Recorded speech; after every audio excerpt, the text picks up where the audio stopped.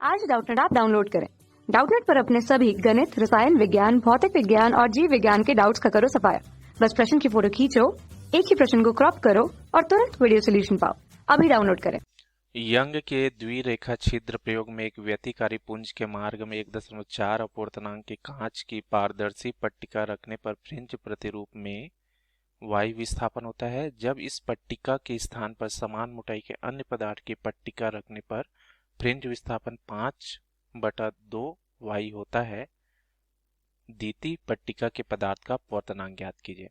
देखिए दोस्तों, इसको समझने के लिए ना पहले यंग के द्विरेखा छिद्र प्रयोग को समझना पड़ेगा। ठीक है, देखिए दोस्तों, यहाँ आपको चित्र दिखाई दे रहा है। इसमें होता क्या है, देखिए ये जो हमारा एज दिख रहा है दोस्तों, ये हमारा मुख्य प्रकाश स्रोत है। ठीक है, यहाँ से प्रकाश निकलती है दोस्तों। ठीक है, अब इस प्रकाश को ना दो छिद्र रेखा से हम लोग क्या करते हैं दोस्तों, इसको प्रवेश कराते हैं। ठीक है, S1 और S2 जो है ना, इसको हम लोग झिर्री, स्लीट, यहाँ पर जैसे द्विरेखा छिद्र बोला है, रेखा छिद्र से यहाँ प्रदर्शित किया है। ठीक है, तो S1 और S2 से यहाँ पर हम लोग भेजते हैं दोस्तों प्रकाश को। ठीक है, तो क्या होती है दोस्तों, जब S1 और S2 से जब प्रकाश होके निकलती है ना, तो दोनों का तरंग दैर्ध्य हमको बराबर मिलता है और जो दोनों तरंग के बीच जो कलांतर है शून्य या हमको नियत मान मिलता है। तो इस तरह से S1 और S2 को ना हम लोग दो कला संबंध स्रोत बोलते हैं दोस्तों। ठीक है, ये जो दो रेखा छिद्र है ना, अब दो कला संबंध स्रोत इसको बोला जाता है। तो देखिए, कोई भी दो स्रोत जो है कला संबंध स्रोत कब बनता है दोस्तों, इसके लिए दो शर्त का पालन करना अनिवार्य है। पहला तो ये है कि दोनों स्रोत से जो प्रकाश तरंग निकलेगी उनका तरंग दैर्ध्य बराबर होना चाहिए, और दूसरा ये है जो हम लोग कलांतर लेते हैं, यहाँ पर फाई से मैंने दर्शाया है। ठीक है, ये चिन्ह आपको दिख रहा है तो फाई बोलते हैं इसको, ये शून्य या नियत मिलनी चाहिए। ठीक है, तो ये S1 और S2 हमारे दो कला संबंध स्रोत हो गए दोस्तों। इन दोनों के बीच देखिए स्मॉल d दूरी से प्रदर्शित किया हूं, और देखिए ये जो दोनों रेखा छिद्र है इससे कैपिटल d दूरी पर हमारा XY एक पर्दा है दोस्तों। ठीक है, तो इस पर्दे पर जब ये दोनों तरंग मिलते हैं दोस्तों हर एक बिंदु पर अलग अलग, ठीक है, जैसे यहाँ पर बिंदु O में मिल रहा है, बिंदु P में, बहुत सारी इसमें हर एक बिंदु पर मिलता है दोस्तों। तो क्या होता है दोस्तों, कभी हमको एकदम चमकीली रेखा मिलती है, कभी हमको कम चमकीली रेखा मिलती है, फिर चमकीली, फिर कम चमकीली, ऐसे करके एक पैटर्न मिलता है दोस्तों पूरा। ठीक है, इसी को बोलते हैं व्यतिकरण प्रतिरूप। ठीक है, जैसे अगर हम लोग बिंदु ओ की बात करें दोस्तों, तो बिंदु ओ जो है ना पर्दे का मध्य बिंदु है, और ओ जो है S1 और S2 दोनों से बराबर दूरी पर स्थित है दोस्तों। तो यहाँ पर क्या होता है दोस्तों, ये जो S1 और O ये जो पहले तरंग की पथ है, और दूसरी तरंग की पथ जो है S2 और O ये दोनों बराबर है, तो पथ का अंतर यहाँ शून्य है। तो जब पथांतर शून्य मिलता है तो कलांतर भी शून्य मिलता है दोस्तों, और कलांतर जब शून्य होता है दोस्तों, तो जब ये दोनों तरंग मिलेगी दोस्तों, तो एक जो परिणामी तरंग मिलती है ना, उच्चतम तीव्रता वाली तरंग मिलती है।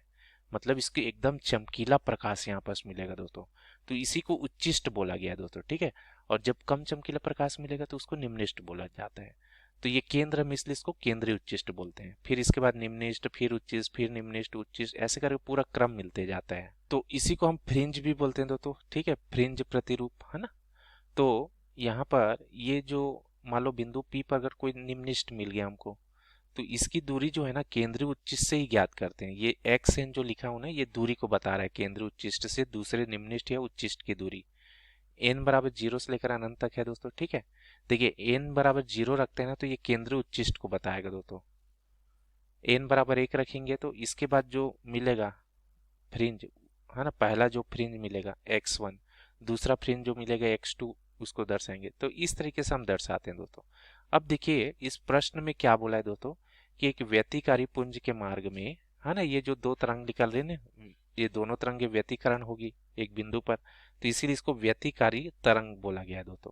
तो इसमें 1.4 अपूर्णांक वाले कांच की पारदर्शी पट्टिका रखने पर फ्रिंज प्रतिरूप में वायु विस्थापन होता है। अब देखिए दोस्तों, कोई भी एक ये जो रेखा छिद्र है ना, इसमें ना एक 1.4 अपवर्तनांक वाली ने एक कांच की पारदर्शी पट्टी रख दी है दोस्तों। ठीक है, तो अब देखिए यहाँ से जो प्रकाश गुजरेगी दोस्तों, अब इसकी तीव्रता में अंतर हो जाएगा दोस्तों। अब अलग अलग तीव्रता यहाँ पर मिलेगी। ठीक है, तो इससे क्या हो जाएगा, जो फ्रिंज पहले देखिए केंद्रीय उच्चिष्ट O पर मिला था, आपको किसी दूसरे बिंदु पर मिलेगा दोस्तों। ठीक है, तो इसी को यहाँ बोला है जो फ्रिंज प्रतिरूप में है ना, वो वायु विस्थापन हो जाता है। तो अब बोला है कि अब यही समान मोटाई, इतनी मोटाई का अगर एक दूसरा पट्टी रख देते हैं तो फ्रिंज विस्थापन 5/2 वाई होता है। तो द्वितीय पट्टिका के अपवर्तनांक ज्ञात करना है।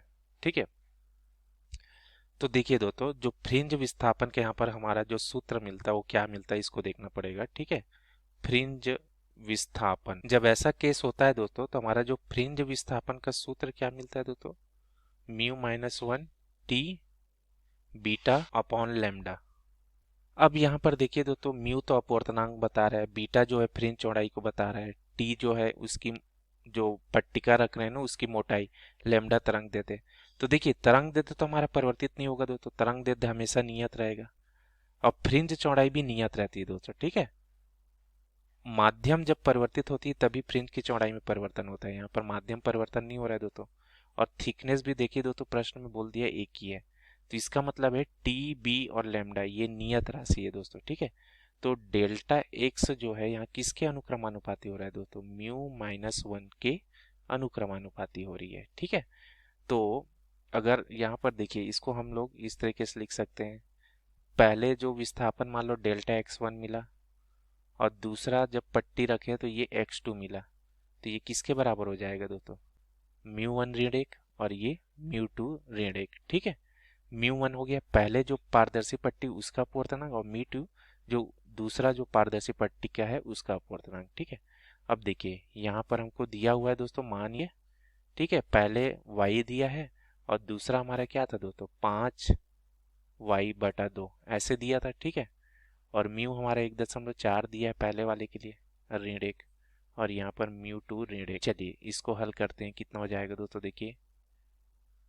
ये y से y तो यहाँ कट जाएगा दोस्तों, और ये 5/2 है तो ऊपर चला जाएगा 2/5। ठीक है, और ये कितना आ जाएगा 0.4 और ये म्यू टू ऋण एक। ठीक है, अब यहाँ से देखिए दोस्तों तिर्यक गुणा कर देंगे, 5 चौक 20 तो ये 2 हो जाएगा और ये 2 म्यू टू ऋण एक, तो 2 को फिर इधर देखिए ये यहीं से कट जाएगा दोस्तों। ठीक है, तो यहाँ 1 बचेगा, तो म्यू टू ऋण एक, तो ऋण एक इधर जाके जुड़ जाएगा, तो म्यू टू बराबर क्या हो जाएगा 1 धन 1 बराबर 2।